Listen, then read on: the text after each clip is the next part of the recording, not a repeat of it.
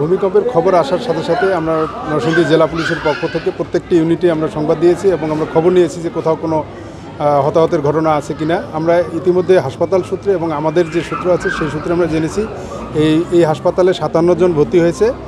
এর মধ্যে বেশিরভাগই প্রাথমিক চিকিৎসা নিয়ে তারা চলে গেছে। 3 জনের অবস্থা খুবই গুরুতর এবং একজন এখনও এখানে আছেন এবং 2 জন ঢাকায় রেফার করা হয়েছে। আর অন্যান্য হাসপাতালে যেমন 100 বেডের হাসপাতালে এখানেও 10 জন আছে। এছাড়াও এখনও পর্যন্ত আমরা যোগাযোগ করতেছি বিভিন্ন জায়গায় যে আরও কোনো আহত ব্যক্তি আছে কিনা বা ক্ষয়ক্ষতি হচ্ছে কিনা। টানা তৃতীয়বার অর্জন করেছে দেশের সেরা সুপার ব্র্যান্ড স্বীকৃতি বসুন্ধরা টিস্যু।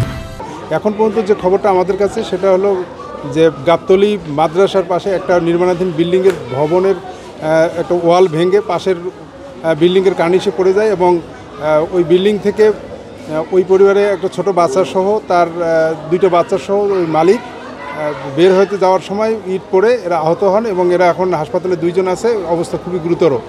এছাড়াও পলাশে একজন খুব গুরুতর সংবাদ আমরা পেয়েছি। এখন পর্যন্ত আমরা খোঁজখবর নিচ্ছি এবং সকল দপ্তর, জেলা প্রশাসন, ফায়ার সার্ভিস থেকে শুরু করে মেডিকেল সবার সাথে আমরা সমন্বয় করে আমরা তথ্য নেওয়ার চেষ্টা করতেছি এবং আপনাদের কাছে এই মেসেজটা আমরা দিতে চাই যে নরসিংদী জেলা পুলিশ সবসময় যে কোনো দুর্যোগে মানুষের সেবায় সবসময় পাশে আছে।